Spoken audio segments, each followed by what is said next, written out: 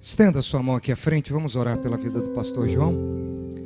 Pai, nós colocamos a vida do teu servo e pedimos que o teu Espírito continue sobre a vida dele assim como tem sido.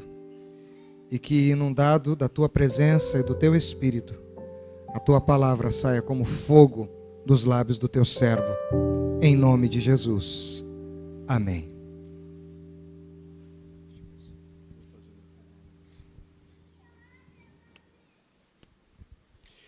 Pessoal da igreja, com a graça e a paz do Senhor Jesus, eu acho que a gente já poderia ir embora, não podia?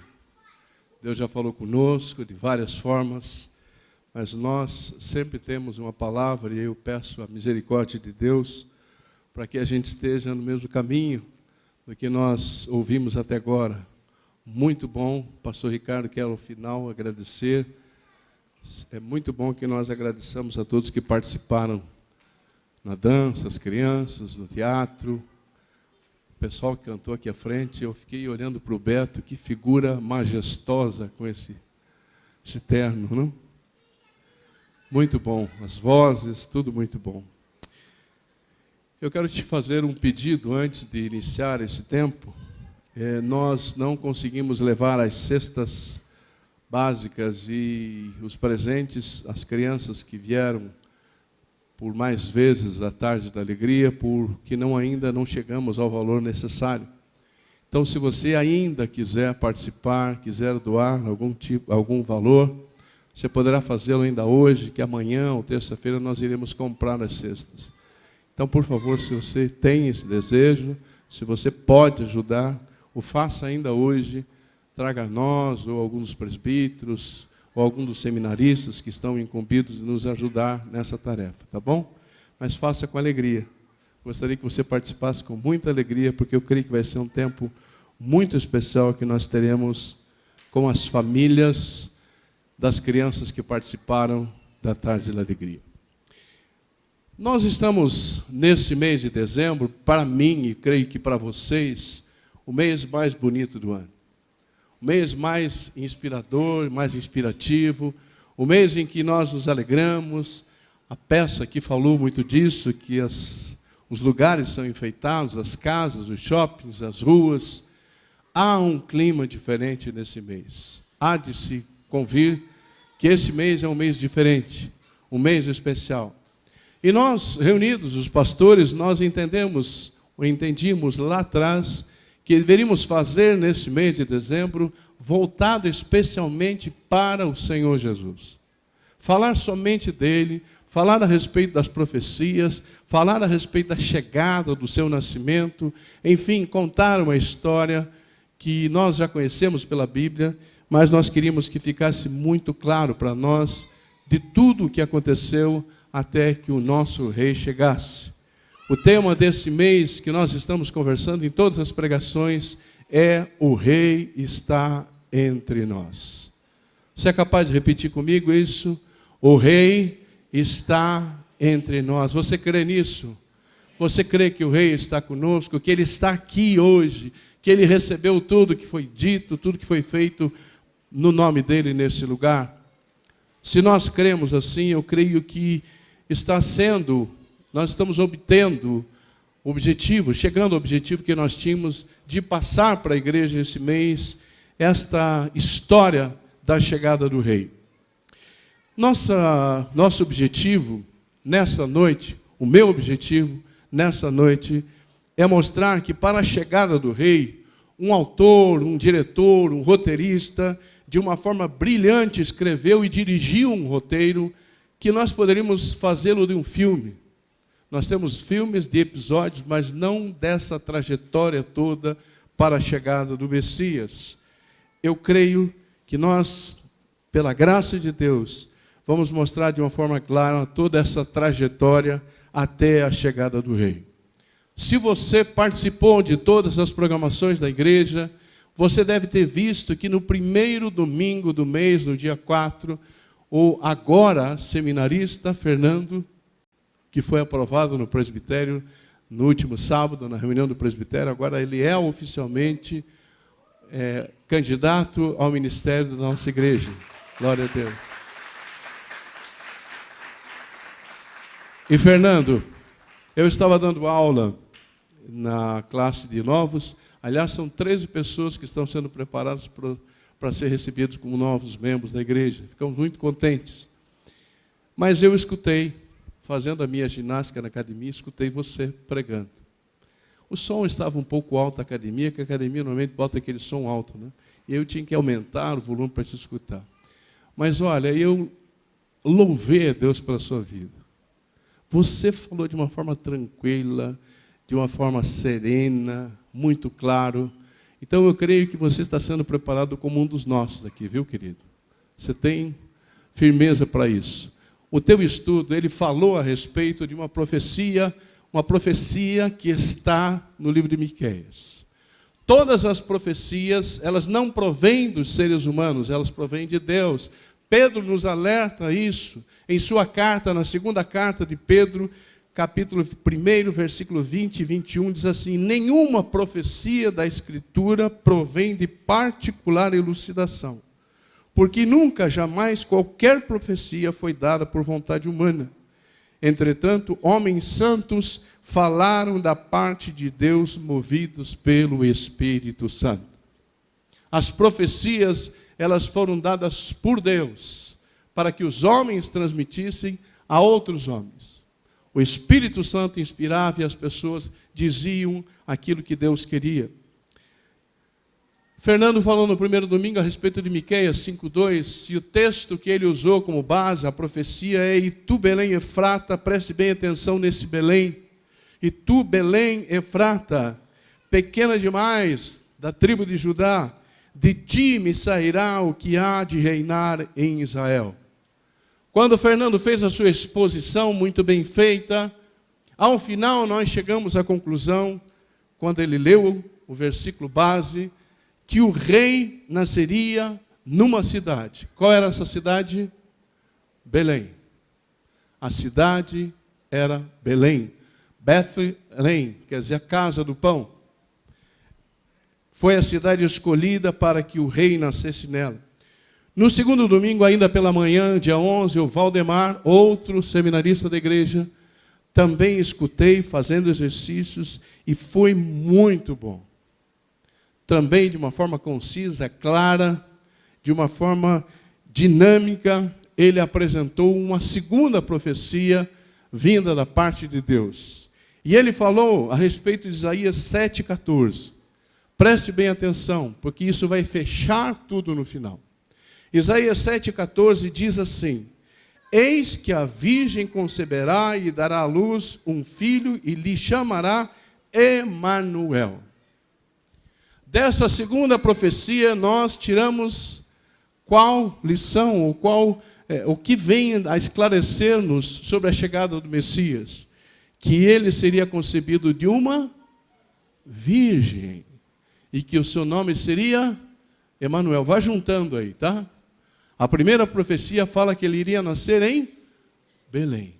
A segunda fala que ele sairia, ou ele nasceria, ou ele viria de uma virgem, e que o seu nome seria Emanuel.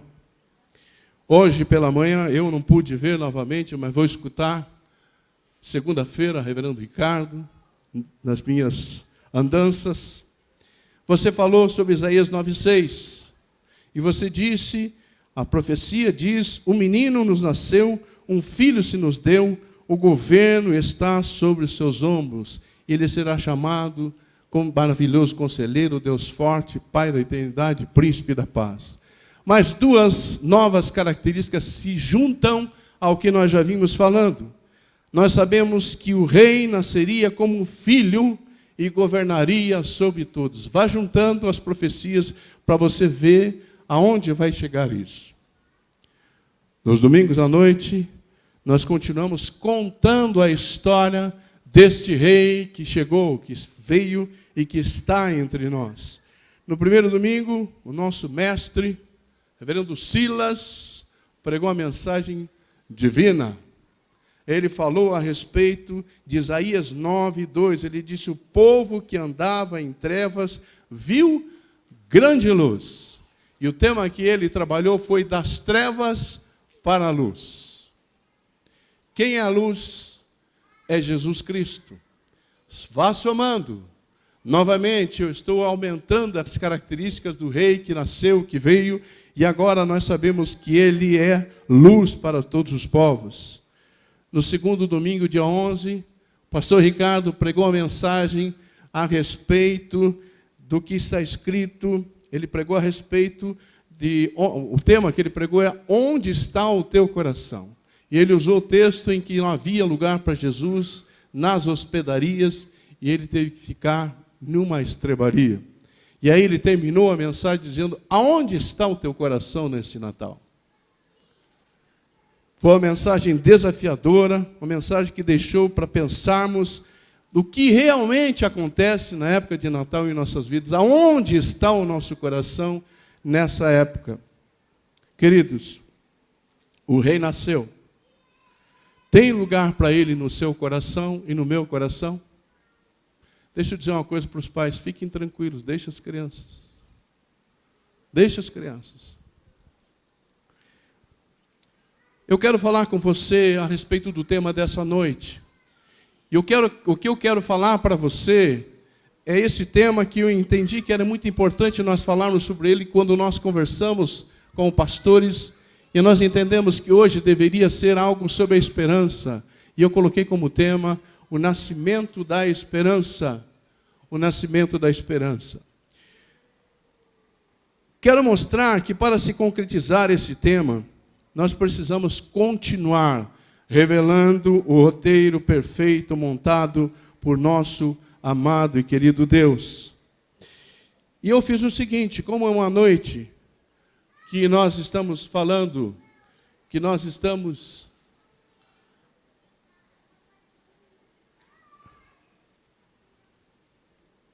como é uma noite que nós estamos falando através do teatro, da música, eu pensei em fazer diferente, queridos.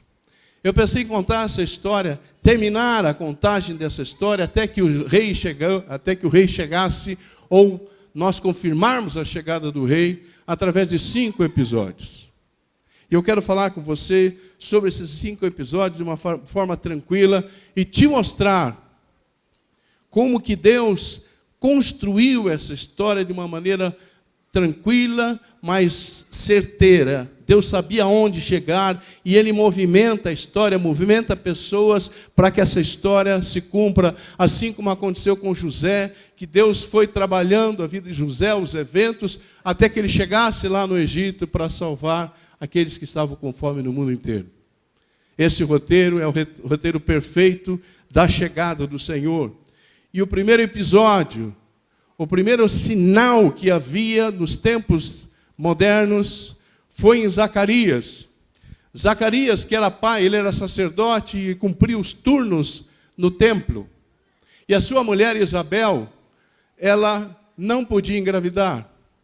E aí, numa desses turnos que ele estava cumprindo no templo, Deus disse a ele que a sua esposa ficaria grávida, Isabel ficaria grávida. Ela era parente de Maria. Zacarias recebe do anjo Gabriel a revelação de que ele teria um filho e esse precederia o libertador de Israel, o Messias de Deus. O que nós tomamos conhecimento através dessa revelação de Deus é que haveria um antecessor, alguém que precedesse o rei. E esse predecessor foi João Batista, que pregou arrependimento para aqueles que viviam naquela época, dizendo que o Messias estava vindo, que ele estava chegando. Então a comprovação de que Jesus estava chegando, que o rei estava nascendo, foi o nascimento de João Batista e a profecia que foi dada a ele através do anjo Gabriel, que o seu filho seria o predecessor de Jesus Cristo. O segundo episódio, se você puder mudar para mim, ele começa quando novamente o anjo Gabriel, enviado por Deus em Nazaré, na cidade de Nazaré, se dirige a uma jovenzinha de 16 ou 17 anos que estava desposada, estava comprometida, estava noiva. Essa mulher, essa moça se chamava Maria.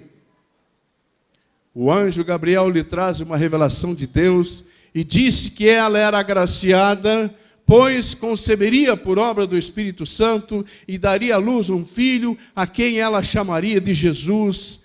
Agora preste bem atenção, Maria não questionou, Maria não perguntou: como isso vai acontecer, Senhor?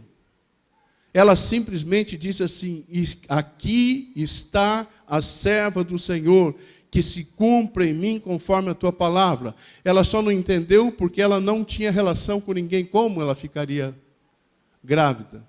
Mas o anjo Gabriel lhe explica, lhe revela que ela ficaria grávida por obra do Espírito Santo. Em resumo até aqui, queridos, para a gente caminhar na história, olhando para o Antigo Testamento e trazendo para nós, sabíamos, ou as pessoas sabiam na época, e nós hoje sabemos, confirmamos, que o rei nasceria em Belém, seu nome seria Emanuel, o governo estaria sobre os seus ombros, ele seria um filho, ele seria a luz tão esperada por aqueles que estavam em trevas, e ele seria concebido de uma virgem que seria engravidada pelo Espírito Santo. Uma semente foi colocada no ventre de Maria, e aí Jesus nasce de uma forma miraculosa deste ventre que era puro. Sabemos também agora qual é o nome da virgem. O nome da virgem é Maria. A virgem estava informada do nascimento de Jesus, mas precisava falar com o noivo. O noivo soube que a sua noiva estava grávida, porque ele a amava muito, ele de mansinho, secretamente, iria sair fora. Ele iria embora. Para preservá-la, ele iria embora. Mas aí, novamente, esse roteirista maravilhoso, ele entra em cena e faz com que um anjo, ele envia um anjo para falar com José, e diz a José assim, o anjo diz a José assim: José, filho de Davi, não temas receber Maria, tua mulher, porque o que nela foi gerado é do Espírito Santo. Ela dará à luz um filho e lhe porás o nome de Jesus, porque ele salvará o seu povo dos pecados deles. Despertado José do sono, fez como lhe ordenara o anjo do Senhor e recebeu a sua mulher. A história continua, queridos. Agora a virgem já se sabia o nome, o seu noivo já havia sido comunicado, os dois concordavam com o plano de Deus, e aí a história seguindo, chega a hora, tudo preparado para que o rei chegue, para que o rei nasça. E aí, outro episódio, outra ordem de Deus, outra ação de Deus, para que se cumprisse a Escritura, para que se cumprisse a profecia. Aonde José e Maria moravam? Eles moravam em Nazaré. E nesse tempo, um rei chamado César Augusto, ele faz um decreto, publica um decreto, em que toda a população deveria recensear-se. Vai acompanhando Deus, trabalhando na história, movendo pessoas, situações, para que as profecias se cumprissem. A Bíblia diz que todos iam alistar-se, cada um à sua própria cidade. Hoje nós temos, quando vamos fazer um recenseamento, as pessoas vêm até a nossa casa. Mas na época não era assim, nós tínhamos que ir na cidade dos nossos pais, onde era a origem da nossa família, e a origem de José era da família de Davi, que era da cidade de Belém. Esse roteirista perfeito, ele faz com que Maria e José se desloquem de Nazaré para a cidade de Belém, que é em torno de 100 a 120 quilômetros. E aí, sabemos que ele vai nascer naquela cidade. Então José também subiu da Galileia, da cidade de Nazaré para a Judeia, a cidade de Davi, chamada de Belém, por ser ele da casa de Davi, a fim de alistar-se com Maria, sua esposa, que estava grávida. Eles chegam na cidade, a cidade está empolvorosa, um movimento danado, muito grande, pessoas para cá, pessoas para lá, uma cidade pequena, não tinha como acomodar todo mundo, as estalagens estavam já todas ocupadas, as casas já assim também já estavam ocupadas, e não havia lugar para que o Rei do Universo nascesse. Mas o Rei do Universo, o Todo-Poderoso, o Príncipe da Paz, o Deus Forte, o Pai da Eternidade, nasce numa estrebaria. E ele é colocado envolto em faixas, e ele é colocado num coxo de animais, numa manjedoura. Que coisa contraditória! O Rei do Universo nasce numa estrebaria. Mas é assim o nosso Deus, na simplicidade, na humildade. Jesus vem, e ele vem para chocar as pessoas, vem para mudar o status quo, vem para alterar a história da raça humana. Queridos, como quarto episódio, pode passar para mim, este roteirista perfeito, esse roteirista que tem controle sobre a situação, ele continua atuando e envia um anjo que aparece de forma gloriosa a um grupo de pastores humildes que moravam na região, nas redondezas de Belém. Esses pastores guardavam os seus rebanhos e estavam na vigília da noite, quando lhes aparece um anjo e diz assim para eles: não temais, eis aqui vos trago boa nova de grande alegria, que o será para todo o povo, é que hoje vos nasceu na cidade de Davi o Salvador, que é Cristo o Senhor. E isto vos servirá de sinal: encontrareis uma criança envolta em faixas e deitada em manjedoura. A notícia tinha que correr nas proximidades, na redondeza. E aí Deus envia um anjo para falar a esses pastores. E o evento foi tão magnífico, tão extraordinário, que logo que o anjo dá essa palavra, aparece uma multidão de vozes celestiais, um coro de anjos numerosos, que estão cantando glória a Deus nas maiores alturas e paz na terra entre os homens a quem Ele quer bem.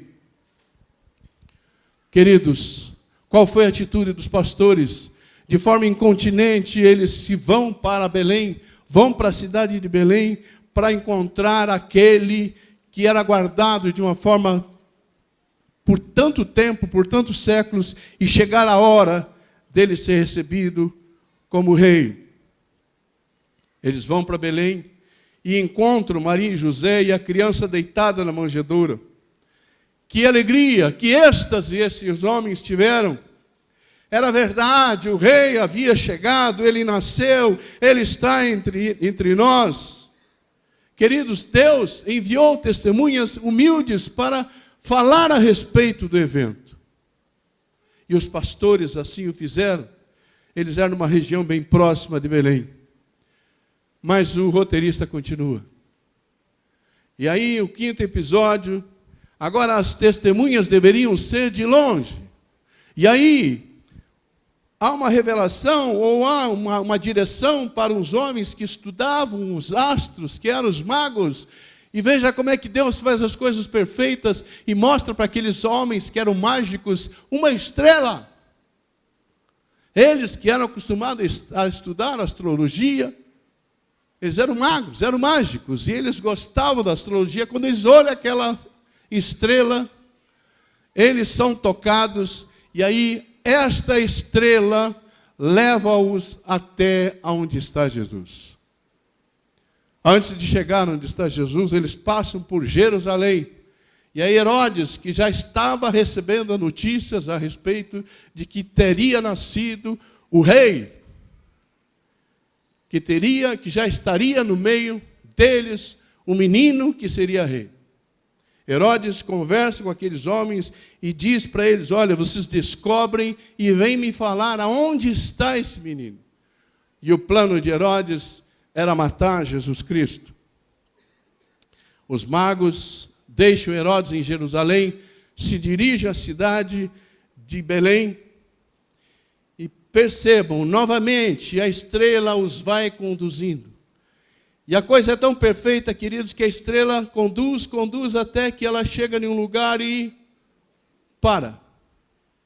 E a hora que aquela estrela para, aqueles magos entendem que ali era o lugar. Ali estaria o rei, ali estaria Jesus. Eles entram naquela casa, ou entram naquela estrebaria, eles chegam, olham Jesus, se encantam com o que vem, os magos se prostram, adoram e abrem os seus tesouros, entregando as suas ofertas, ouro, incenso e mirra, reconhecendo a realeza do menino. Queridos, realmente o rei chegara, nascera e estava entre eles. O rei está entre nós, aleluia. Louvado seja o nome do Senhor, que criou esse roteiro perfeito, para que nós não ficássemos órfãos, nós soubéssemos de toda a história, e sabemos que Ele, por obra de Deus, por revelação da sua palavra, está em nosso meio nessa noite. Por isso Ele deve ser adorado em nosso meio.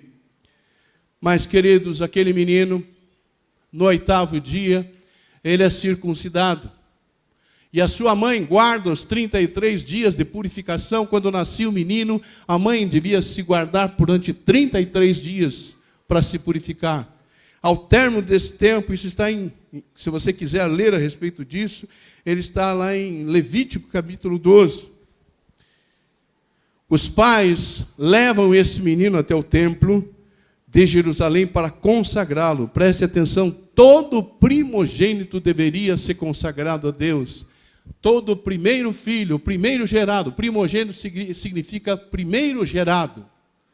Todo primeiro filho, ele era consagrado ao Senhor, ele é entregue ao Senhor. Ele era separado para o Senhor. O tempo vai passando. O coro de anjos havia terminado. Os pastores já estavam novamente cuidando dos seus rebanhos. Os magos haviam retornado ao Oriente depois de despistar Herodes, não contando aonde estava o menino. Qual era o contexto dessa história, queridos? O contexto era de desesperança. E preste bem atenção, vê se tem alguma coisa a ver com a gente hoje. Os tributos eram exagerados. Havia uma corrupção do clero. Havia, queridos, uma escravidão, porque o Império Romano é que dominava aquela região. Havia também pessoas muito pobres que eram exploradas pelos sacerdotes, pelo império, por aqueles que cobravam os impostos. A realidade não era muito diferente da nossa. Mas em meio a este caos, surge uma nova personagem, surge a pessoa de Simeão, que eu quero falar deles nessa noite. Vou falar rapidinho e termino. Você falou, meu Deus, agora que ele vai começar a pregar. Não, eu já vou terminar. Abra a sua Bíblia, por favor, em Lucas capítulo 2. Lucas capítulo de número 2. Eu vou ler dos versículos 22. Vou começar do 21.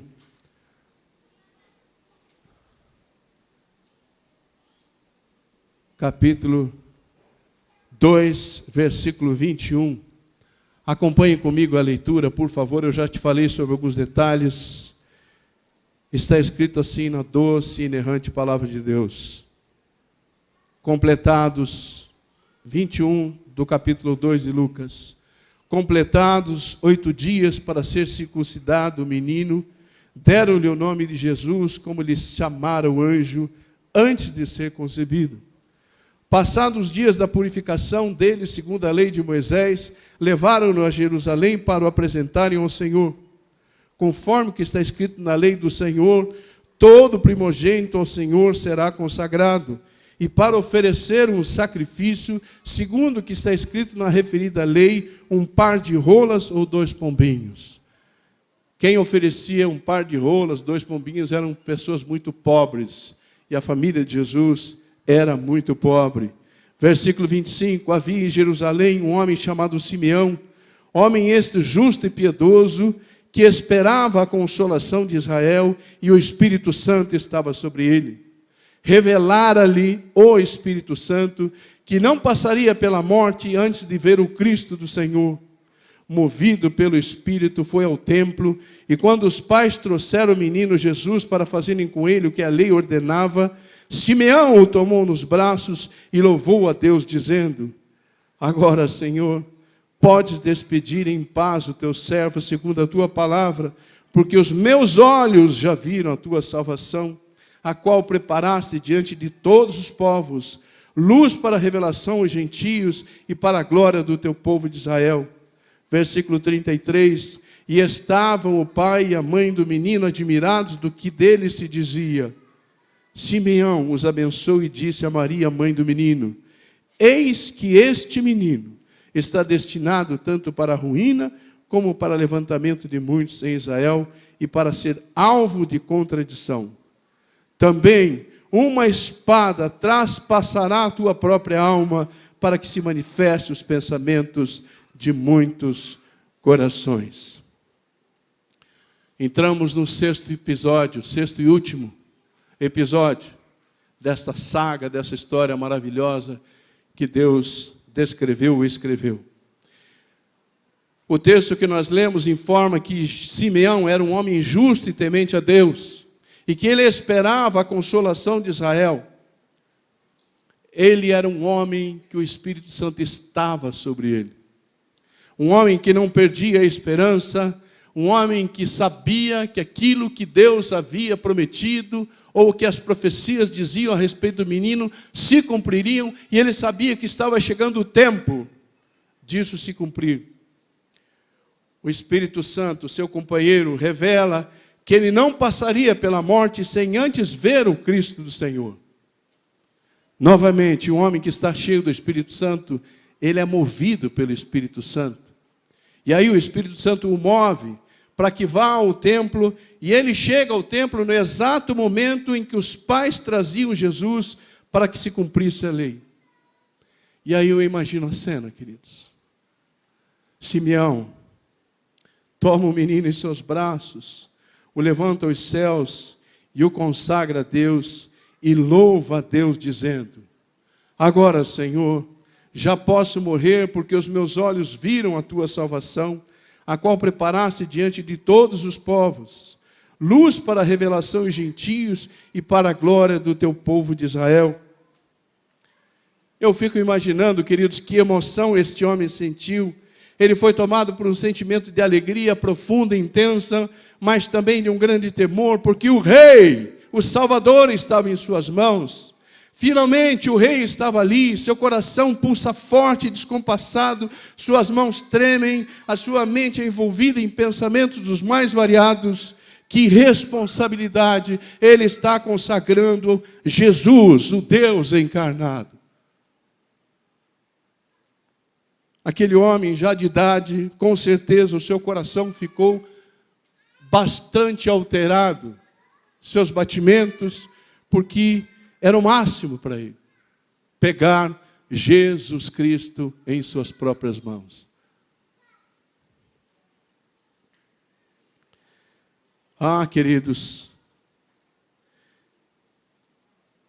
ele levanta Jesus aos céus, consagra Jesus a Deus, depois abençoa os pais de Jesus e dirige-se a Maria e diz: eis que este menino está destinado tanto para a ruína, como para levantamento de muitos de Israel, e para ser alvo de contradição.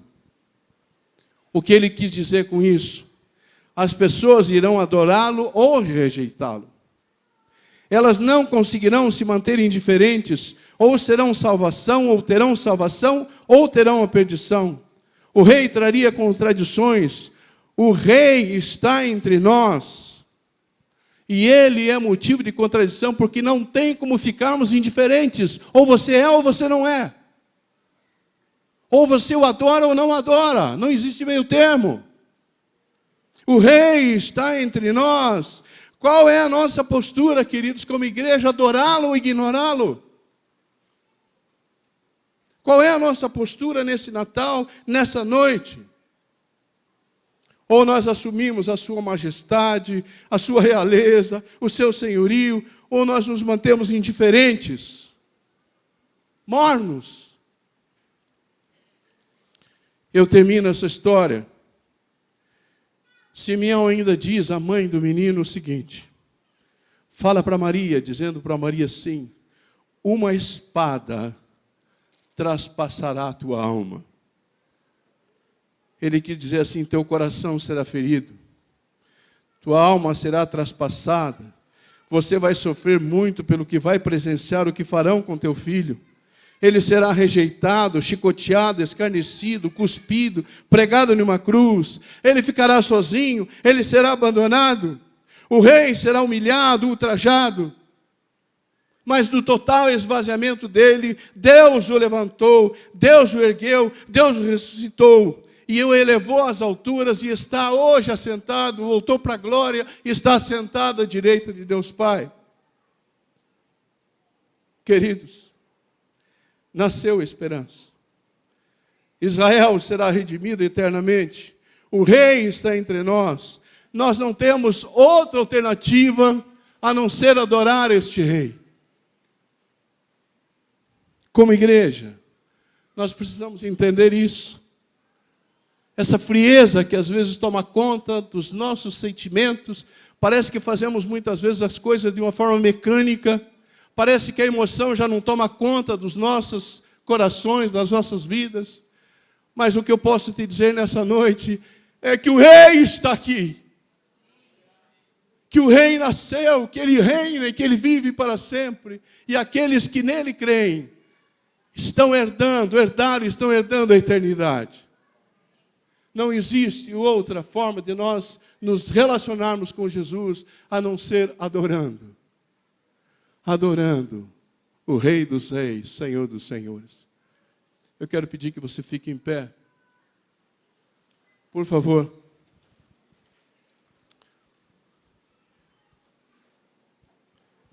Eu quero pedir, se você quiser, que você cante este hino comigo. Pode soltar o hino, por favor.